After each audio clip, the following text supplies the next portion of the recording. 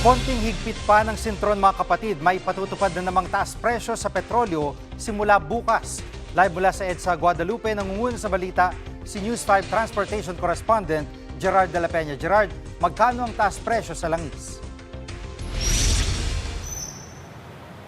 Alam mo, Jiggy, last week may mga na-warningan ako na baka nga magkaroon ng increase ngayong linggong ito. Pero sabi nila, kaka-increase pa lang, may increase na naman. Pero true enough, yun nga, may expect tayong increase simula bukas. Dahil sinabi ng Department of Energy ay tataas ng 2 pesos and 31 centavos ang kada litro ng diesel. 1 peso and 8 centavos naman ay tataas ng kada litro ng gasolina at 95 centavos naman ang itataas ng kada litro ng kerosene. At ang sabi ng DOE, dahil pa rin ito dun sa hindi matapos-tapos na gulo sa pagitan ng US at Iran. Pakinggan natin ang paliwanag ni Energy Secretary Sharon Garin.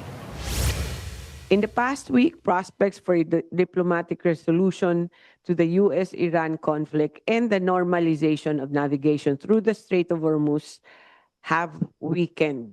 Hindi po nag-i-improve. At Gerard, dahil nga may problema pa rin sa Strait of Hormuz, kumusta ang supply natin?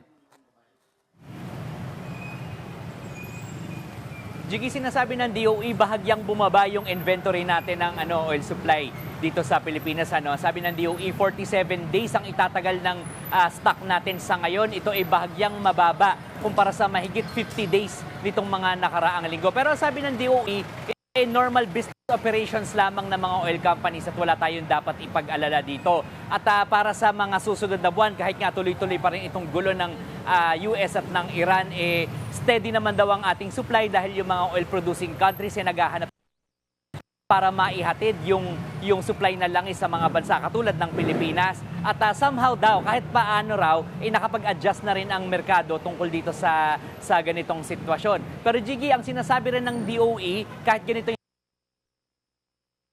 at least in the coming weeks ng double-digit na increase sa presyo ng produktong petrolyo o yung mga increases na bigla ang 10 pesos or 15 pesos sa kada litro ng diesel. Yan natin ang pahayag ng DOE tungkol dyan. Pumasok ang gulo nila ay pumasok sa isang stage na tinatawag na technically na grinding attrition. Parang naggigirian sila. So in the past 4 weeks, nakikita na natin yung level at this kind of situation. Ang pinakamalaking signal na maaaring mangyari is pag nag-escalate at merong binombang port o pipeline sa Middle East. Kasi direktang maapektuhan ang supply. At Gerard, sa ibang usapin, maraming mga motorista ang naipit sa traffic sa bahagi ng EDSA, lalo nitong weekend. Ano ang pangunahing dahilan nito? Kung nakikita nyo dito sa aking likuran, yan yung bahagi ng EDSA, nitong Guadalupe na na-traffic kahapon. Kasi yan yung nakikita nyo dyan sa may bandang tulay, sarado yung 2 lanes yan, kaya parang lane lamang o 2 lanes lamang din para dun sa mga pa-northbound na mga sakyan. At yan ay dahil dun sa mga repairs na ginagawa dito sa EDSA dahil kung maaalala natin, nitong mga kalakas ng ulan ay nasira yung asfalto sa maraming bahagi ng EDSA.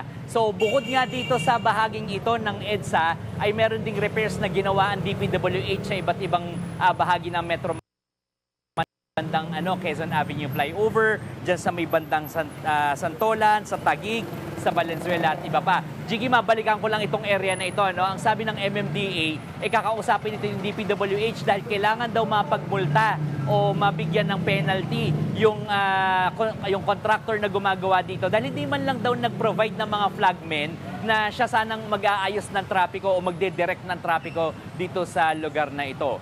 So ngayon, Jiggy, nakikita nyo yung traffic dito ngayon. Sa akin natatayuan ko, wala nang kinalaman dito yung EDSA repairs dahil sa ngayon walang ginagawa dito.